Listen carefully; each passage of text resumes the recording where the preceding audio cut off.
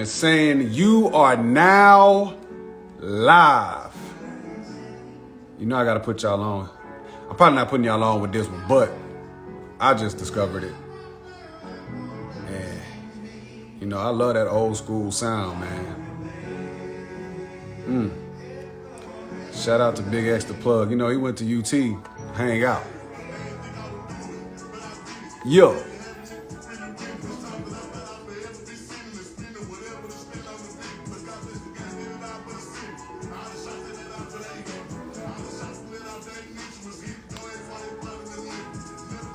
That's it right there, man. Hey,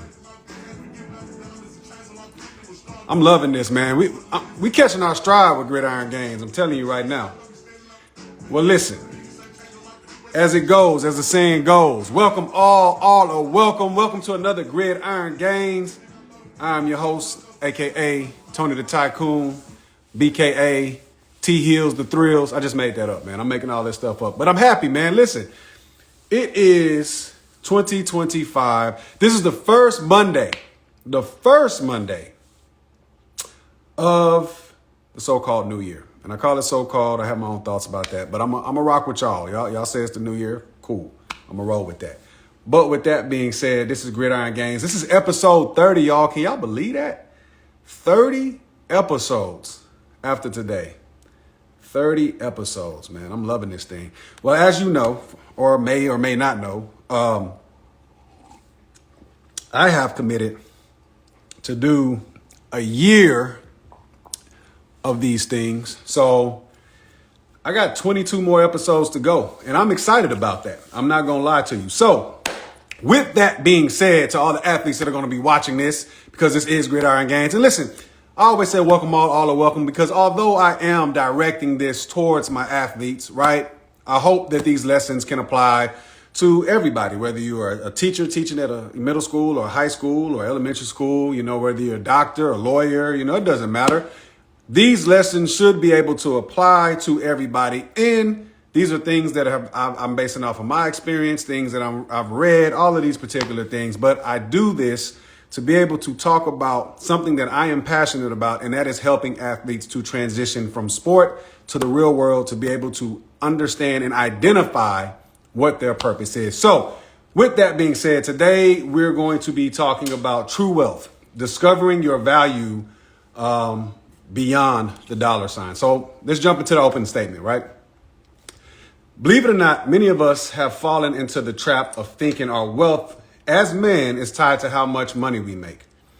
But what if I told you that the thing you're chasing, success, wealth, status, won't actually fulfill you the way that you think it will?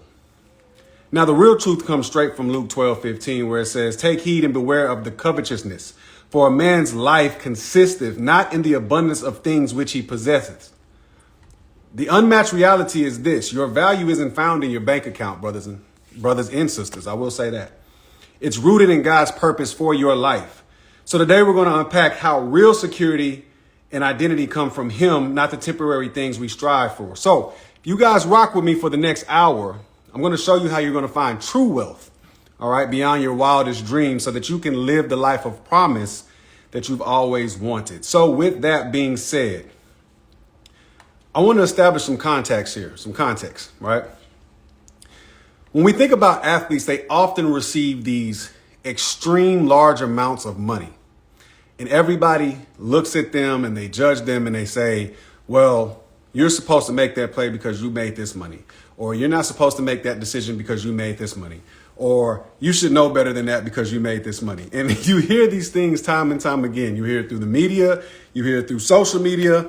Some of them might even hear it from their families. Hell, everybody has an opinion when it comes to the athlete. And I understand it. I get it.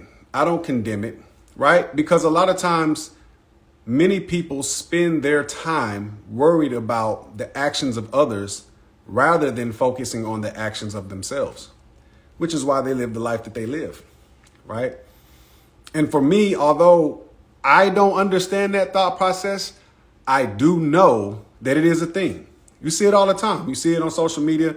You'll have somebody put out something that they, think they're putting out to be able to help the world, somebody's going to have something to say about it, man. You know what I mean? I saw something where a young lady was talking to women about how they can help their child, overcome certain fears or something like that.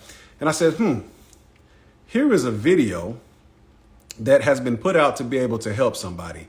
Let me go to the comments and see if there's anything negative about a woman speaking on how children can overcome particular fears. Sure enough. Who are you? Do you have a doctorate in this? I'm like, wow. So we've gotten to a place in life to where we can't even put out helpful things today. But that's neither here or there. The reality is that when we're talking about money and athletes, you look at stories like Terrell Owens, the recent one, Adrian Peterson. You look at Antoine Walker, right? $100 million man, lost $100 million. Listen, at the end of the day, wealth is about wisdom. And if you don't have the wisdom, then the wealth will leave like a fleeting bird. You guys have heard me say this time and time again. And that's what's truly happening. But it doesn't just happen with athletes, right? You see it with lottery winners. You see it with people in corporate America. A lot of these people, when they lose their jobs, right, they've built a lifestyle. And I think that this is human nature. When you're making a lot of money, you build your lifestyle predicated off the money that you're making. So that's why when you see corporate CEOs that lose their job, some of them struggle with that. I remember when Enron happened and a lot of people had their savings and things tied up into that. Man, you had people, jumping out of windows, killing themselves. It was all types of crazy things. It was madness taking place just because of the fact that they just had this thought process of, I'm never going to recover, so I might as well end it.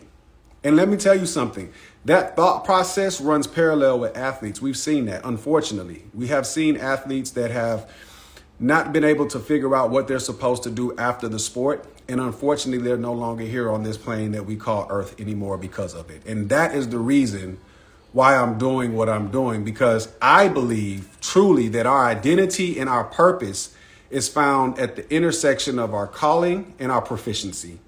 And within that, God has given us a kingdom, right? King's dominion of purpose to be able to help guide others that are looking for their particular purpose. And God might have that thing stored up and locked in you. That's why it's so important for us as athletes to understand with the platform that we have to discover what our true purpose is. Therefore, we can go out and inspire because we already have the platform available to us to be able to speak to a mass group of people, right? People listen to us, and that's true.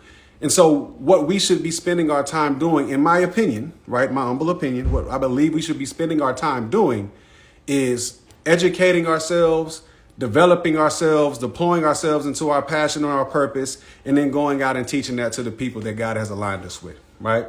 So what you come to realize in both of those scenarios that I spoke to, right, when it comes to people that lose wealth, is that wealth obtained before wisdom is destructive. I will repeat that. Wealth obtained before wisdom is destructive because you don't know what to do with it. So what happens is that I'll speak to the men. Most of the times men indulge in insatiable appetites, whether that be women, whether that be materialistic things, that be trips, some of them, unfortunately, in drugs, whatever it is, that insatiable thing that lies within you, that dark nature. If we don't have wisdom and guidance on this wealth that we're obtaining, then we're going to deploy ourselves, especially as athletes. We're going to deploy ourselves deeply, submerge ourselves deeply into that space because that's who we are. We are a, push all the chips in type of individual. That's who we are. That is what we do. And because of that, right, we find ourselves in inopportune situations, right? So we need to start developing an understanding of not only remove the money part. Let's start figuring out who we are as individuals. Let's start figuring out the type of person we are. Let's start figuring out what our habits are, what our values are, right? So that when we do obtain the wealth that's going to be given to us because of our physical prowess, we know and have a plan for exactly what we want to do with it, right? So when you discover wealth, make sure that you have the integrity that comes with it, right? Because wealth without integrity is like building a house on sand. It's going to crumble when it's tested. It will crumble. And there's, like, guys, I don't have to dive deep into that. All you got to do is click on ESPN. You'll see it. You know, I was watching the interview with Warren Sapp, and he was talking about that. He was talking about the different things that Tony Dungy taught him. And he said Tony Dungy laid that thing out perfectly, right? Some of the things he talked about is things that'll get you in trouble as an athlete. Being out past 12, being with women that you don't know or that you know too well, drugs, right? And there was two other things that he talked about too. It was on the pivot. You guys can go find that out. But I thought that those three things were imperative, because when you look at the situations that involve athletes when it comes to their money and the bad decisions that they make, usually within the 5 things that Warren Sapp named, it's one of those.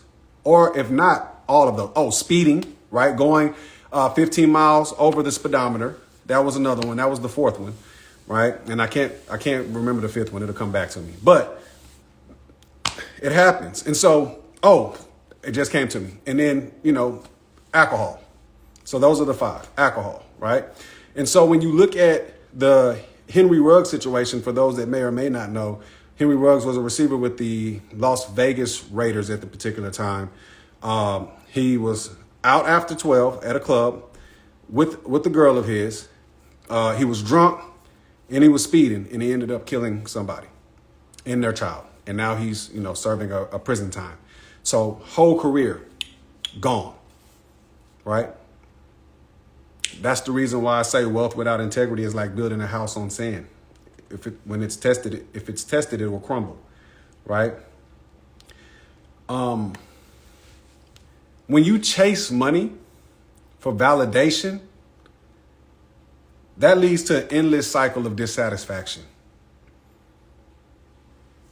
And I see that time and time again. I can only remember in the locker room where Miami, Jesus. If somebody got a lifted truck, 2 weeks later, somebody else was going to get a lifted truck. If somebody went and got a Lambo, 3 weeks later, somebody else was going to get a Lambo. Like I'm just looking at all of these things take place and understanding that we're dealing with kids with an abundance amount of money, and they don't have a plan with it. And that's the reason why I say to you guys that wealth without wisdom is destructive, right? But I say that not judging, right? Because I understand the situation. Like, what 22, 23-year-old kid, if not guided, is going to know what to do with themselves? And you can't tell them that they're not a man, because I'm making millions of dollars. Everybody comes to me to handle all of their problems. Boom, I just chunk money at it. So therefore I must be a man because I handle people's problems with my pocketbook, right? But there's more to it. And I believe that's why for brothers like myself and other brothers that have played the game, it is imperative for us to be able to bestow wisdom upon these young kids. The book of Proverbs lays it out well when it says, give subtlety, knowledge, wisdom, and skill to the simple, right? And to the youth, right? That's what we're supposed to be doing when we start to understand how life truly works. Here's the other part. It has to be a 50-50 thing, because if we're going to give the knowledge, you have to be willing to accept it. Therein lies the problem, right? So the first thing that you got to understand is your value isn't determined by what you earn, but by who God created you to be. True wealth is of the heart, not of the purse. True wealth is of the heart, not of the purse. And I'm pretty sure if we think back, if there's been times in our lives to where we've placed a lot of emphasis on financial success. A lot of emphasis, right? Especially as brothers, especially as men. That's what we do. Provide and protect, right? That's what we want to do for our families. That's what we're designed to do, right? But what happens when it becomes insatiable? Meaning that it can work both ways. You can be in a good financial situation, but it's not enough. So therefore, you're spending more time chasing this thing. You're taking bigger risk. You're not there with your children as much as you can be. You have the ability to be right now. You're not there with your significant other as with the ability that you have because you're stable financially, right? You're chasing that next thing.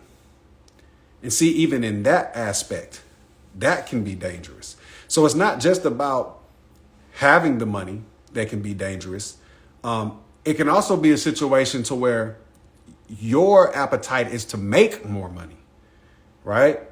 And that's how you get situations like Enron. That's how you get that. Because that's how you get Bernie Madoff, right? When you go back and look at Bernie Madoff and you look at the gentleman that did the whole scheme with Enron, they didn't start out that way. They actually had legitimate businesses, but not being able to put a cap on success led them into the downfall of wanting more, right? And there's no cure for that. There's no cure for somebody that says that it's never enough. I'll never forget this. I was listening to a story, and the gentleman that was telling the story, he was talking to another gentleman, and he said to him, hey, I don't remember the guy's name. We'll just call him so-and-so. So so-and-so was talking, and he was talking about how he makes more money than you, and he has all of this and all of that. And the guy was like, that could very well be true. He said, but I have something that he'll never have. And the guy looked at him. He was like, okay, well, this guy makes more money than you. He's way richer than you. Like, what could you possibly have that he can't get? And the guy looked him in his eyes and said, I have enough. I don't know why that stuck with me so much, but it did. Having enough. The Apostle Paul says to be content with the things that we have. Doesn't mean that you can't aspire to want to go higher and want more, right? And that wanting more, there has to be some understanding on that. Wanting more in the sense of, I want all the things that God has for me. Nothing wrong with that. Wanting more for your own personal gain, that's where the problem lies. That's the difference between walking in the word and walking in the world. When you walk in the world, it's never going to be enough. When you walk in the word, all you want is what the things that God has for you, right? So we have to be able to differentiate that, right? So we have to redefine success. And by doing that, trusting in God's provision for that, right? And so what does that look like? When you go to the book of Matthew, chapter 9, I'm gonna summarize it. You guys can read it later, but this is the thing. So Matthew was a tax collector, right? And so his profession basically was despised because there's a lot of corruption. Shout out to all the IRS agents out there, right? Right. And so although Matthew had a lot of wealth, it was costing him his integrity. And it was also costing him relationships, and it was also costing him, his stance in the community, right? Because nobody wants to deal with the shady tax collector. You know what I mean? But one day he heard Jesus was walking by. Jesus saw him, and he simply said one of the greatest sales lines from the greatest salesman ever to walk the planet. He just said to him two things. He said, follow me. And immediately, what did Matthew do? He got up, he left his wealth without hesitation, right? Which was very lucrative. But the problem is it was morally compromised. And so when Jesus said to him, I'm going to look beyond who you are at this particular moment, because I know who you can be. And Matthew accepted that. And he left all of that behind. He left all of that worldly material wealth behind so that he could gain that spiritual wealth that he had so been longing for. How many of us are in that situation, right? To where, especially as athletes, like we literally have, there's nothing that we can't buy. There's nothing that's off limits to us. And therein lies the problem. And that's the reason why we spend, because we're still empty inside. Right? I know of guys that have been retired 3, 4, 5 years, and they're still trying to live the same lifestyle that they lived while they were playing because they just have not found enough. How do you find enough? Because you start to find out the principle and the secret to success is this. Finding external wealth will leave you penniless. You don't believe me? Read the story of the prodigal son. But once you find an eternal wealth, then God will give you everything that your heart's desire is. Because your heart's desire will align with his desire. And when he gives you everything that you could possibly want intrinsically, now all of the things that you see from the materialistic side of the world, it has no meaning. Do you want your family to live good? Absolutely. Do you want to live good? Yes, because you don't want to misrepresent God in the marketplace. You want to live your life in abundance. Nothing wrong with that. What it is we're just switching the mindset to understand what true wealth is. That's how we started off, giving true wealth. True wealth is found from the things that are intrinsic inside of us. And then what is intrinsically inside of us manifests extrinsically into the world for others to see. Because we've all seen, listen, drug dealers get money. I don't know if that's the life that we would really want to live and the things that come with that. Right? Scam artists get money. I don't know if that's the life that we would want to live. Right? And then you have people that discover whose they are, and they start to continue to build on that success. They find that foundation. And all of a sudden, those are the people that are filling up arenas to have butts and seats because people want to do what's best for them and they want to do it in a way that's similar. I want to create something. Why do we have this desire inside of us to want to create, to want to build? Could it be because the Creator is creative? In the beginning, God created the heavens and the earth. And God said, let us make man in our image. We're made in the image of God. God is a creator. Therefore, we are in ourselves creators. I know so many guys that are not happy even though they have money because they're not creating anything. But what I want to do is I want to stay on topic with Matthew's story. I don't want you guys to lose that, right? Sometimes I'll jump all over the place. It's all right. Follow me. Matthew's story reminds us that God sees beyond our past.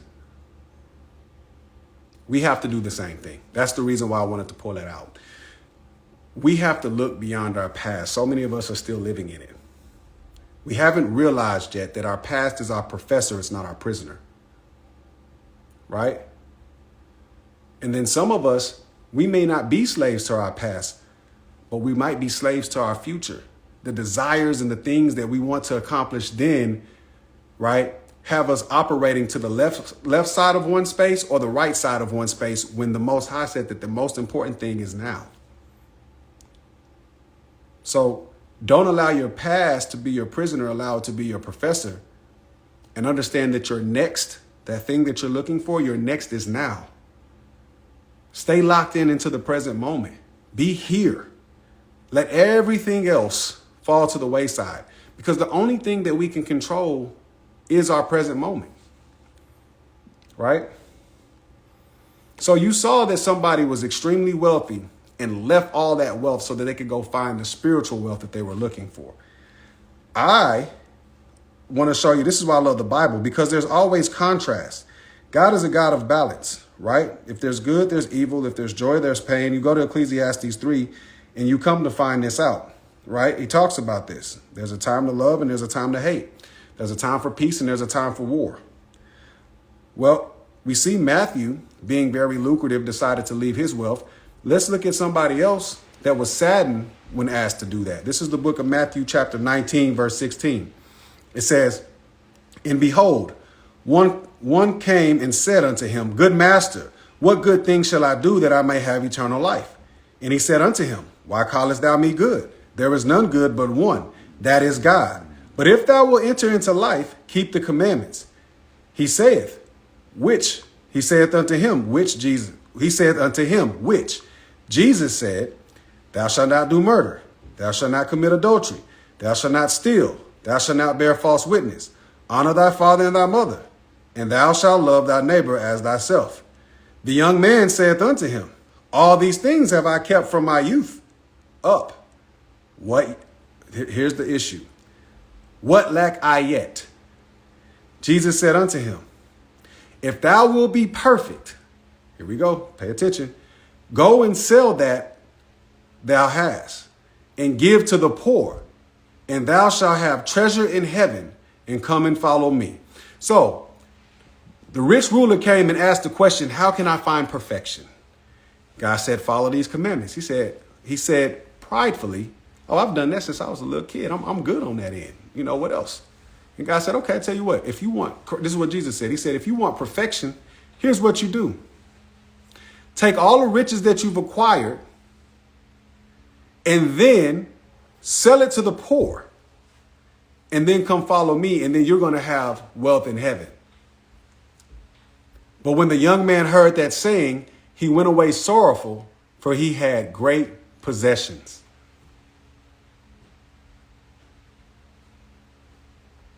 There's the contrast. One had great possessions, but desired to be wealthy intrinsically. One had great possessions, but truly desired to keep those possessions and was not willing to let go of those things. And here's the reality. In order to gain, you have to give. That's how it works. That is how it works. It was interesting what Jesus said after that. Verse 23 says, Verily I say unto you, that a rich man shall hardly enter into the kingdom of heaven. And again, I say unto you, it is easier for a camel to go through the eye of a needle than for a rich man to enter into the kingdom of heaven. Why would that be? Because the greater the riches, the greater the sacrifice it is to be able to depart from those. If you don't have anything, it's easy for him to say, well, get rid of these other things or the little things that you have and come follow me. That's not a big risk, right? I'm like, I don't got nothing anyway. This is Jesus. Let me go ahead and just move around. That's simple. Now, here's the thing, athletes. You understand this component. In order to have great success, there must be great sacrifice. In order to have great success, there must be great sacrifice. This is what's being shown. And Matthew sacrificed, and he wrote the entire book of Matthew, to which we read this day. So it's safe to say that his wealth inspires billions of people, right? That was the reward on top of him being with the master, right? But the rich young ruler shows us that if our heart is not in the right place, wealth obtained before wisdom is destructive. In my eyes, it would be very wise if the rich young ruler would have did that, right? So what do we come to find out? Who you work for is important, but who you live for matters the most. That is why it is very, very, very, very important for us to make God the focus and not the money, right? True fulfillment comes from leaving behind false securities and following God's purpose for your life. That's where the true security is. That's where the true wealth is found. Right? So, faith. It takes faith to do that. Let's read a story on what that looks like. There were a group of men that were businessmen. I like business. I like reading stories about the businessmen, right? These were the first disciples of Christ. It's Peter, James, and John. They were fishermen. And they relied on their trade for survival. Many of us do the same, like if you're in business, if you are a carpenter, you rely on your trade. If you are in the sports space, you're an agent, you rely on your trade. If you are a fashion influencer, you rely on your trade. We all rely on our trade to be able to obtain that which we need to live our lives, right? The better that we do it, the better life that we have, right? It's a very simple concept, right? But what happens when we're called to leave those things behind? right? If I'm a CEO for Coca-Cola and I'm making $400,000, but then I'm feeling this tug on my heart that God says, I need you now to go into business for yourself and be a shoemaker. What? I got to make sure I'm hearing, Lord, is that you? Is that you calling me right now? Right? All right, let's see what that looks like. This is Luke chapter 5, verse 1. It says, and it came to pass that as the people pressed upon him to hear the word of God, he stood by the lake of Gennesaret and saw two ships standing by the lake. But the fishermen were gone out of them, and they were washing their nets. And he entered into one of the ships, which was Simon's, and prayed him that he would thrust out a little from the land. And he sat down and taught the people out of the ship. Now, so this is Jesus saying, hey, I'm about to teach these people. I need you to, let me use your boat. Go out there and do my thing so that they can all hear me. It's like, all right, I got you. Now, when they had left speaking, he said unto Simon, launch out into the deep and let down your nets for a draught. And Simon answering said unto him, Master, we have toiled all the night and have taken nothing. So Jesus told Simon, said, hey, look, tell you what, you help me out. I'm going to look out for you. Let's go out here. Go ahead and cast your nets. It's going to be some big fish that come. Simon naturally, right, operating in the natural, is like, hey, listen, we've been doing that all night. Ain't nothing happening. Okay, so there's a decision to be made. Do I listen or do I not? It's very simple, right? A lot of times in life, we try to complicate things. It's not very complicated. We're either going to take action, that's what I'm seeing here, or we're not. Let's see what happens if you do take action. And let's see if you took action. Verse 6, and when they had done this, they enclosed a great multitude of fishes, and their net brake. So they had so much fish in their net that the net broke. And they beckoned unto their partners. They had to call in their homies, which were in the other ship, that they should come and help them. Sometimes when you take action, the action is so great that it doesn't just help you, it helps those that are around you. God, dog, I got to say that again. Sometimes when you take action, it doesn't just lift you up, but it also lifts and helps those that are around you. So the question I have to you is, what action are you not taking that could be helping those that need your help? So if you've ever heard the saying like, hey, man, I'm waiting on you, there's truth to that. And we see it right here. It said, and when they came and filled both the ships so that it began to sink, they had so much abundance that the ships that they had for them and their partners started sinking. Wow. When Simon Peter saw it, he fell down at the knees. He fell down at Jesus' knees saying, depart from me, for I am a sinful man, O Lord. For he was astonished, and all that were with him, at the draught of the fishes which they had taken. And so was also James and John, the sons of Zebedee, which were the partners of Simon. And Jesus said unto Simon, fear not, from henceforth thou shalt catch men. So not only did his action help the others around him, God now elevated his position. That's what faith will do. Listen, Peter had every reason to tell this man, yeah, you know what, dog, I'm good. we're going to keep fixing our nets. We'll go out a little later. He could have done that. He's already been out there. But because he took action, it served him, it served those around him, and it put him in a different position in life. As athletes, we have to understand that we might be in a particular role right now, but understand and have faith that the work that I'm putting in, right? Waking up in the morning, being the first one in the building, being the last one out the building, working those extra rates, getting those extra mental reps, looking at that extra film, sacrificing those days where, there's our quote unquote off days, but we're not taking off days, right? We're locked in doing those particular things because we never know when that moment is coming. Peter had faith, but he also had works. This is the reason why the Bible tells you that faith without works is what? Dead. No dead thing can be productive. So even when we gain wealth, we have to have the faith, right, to understand, Lord, hey, you're giving me this abundance. I don't know how to leverage this, but I have faith that you will either send me somebody or give me the wisdom like Solomon asked for, to be able to manage the abundance that you've given me. That's wisdom right there, ladies and gentlemen. Being able to ask God to help you when you know you don't know. But see, first pride, then the fall. And that's what happens to a lot of us as athletes. I've seen us sit in business rooms being overtalked, not understanding. And when I say overtalked, I don't mean like people are interrupting us. I'm saying people are talking over our heads, not understanding what they're talking about from a business sense. And instead of raising your hand and saying, hey, I don't get it, we sit there and shake our head like, yeah, okay, yeah, I know what that financial about. Yeah, ROI. Yeah, okay, yeah. Interest rates. Yeah, okay, yeah. Oh, yeah, mutual fund. Yeah, stocks. Okay, yeah, I got you. Yeah. We have no clue. Because that pride in us won't allow us to say, hey, look, got to slow this thing down. Y'all talking over my head. And God has blessed me with too much for me just to make a unwise decision because you are giving me information that I don't understand.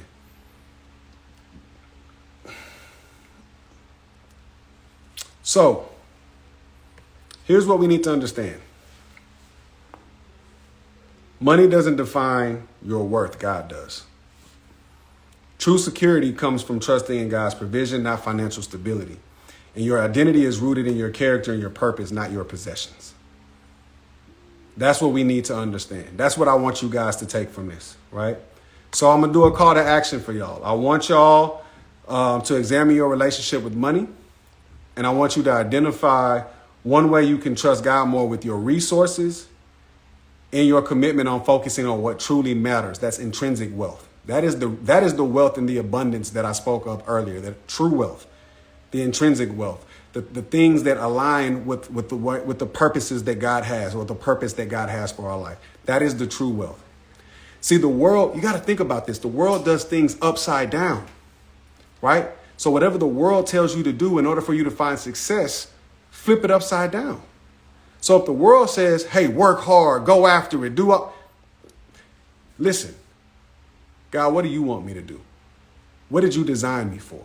Show me my purpose. What am I proficient in? Where is my calling? Okay, where does that meet? Okay, that's my purpose, Lord. Allow me to understand how to develop that. Then once I develop that, show me how to deploy myself in that. And then once I deploy myself in that, then show me how to help those that you have placed within my confines, within my kingdom, so that I can serve them. Service is the key component of true wealth.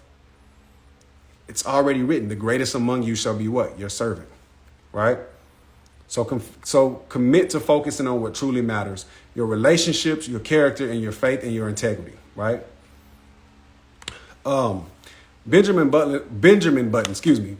Franklin, I'm thinking about the movie, but Benjamin Franklin once said that if you empty your mind into your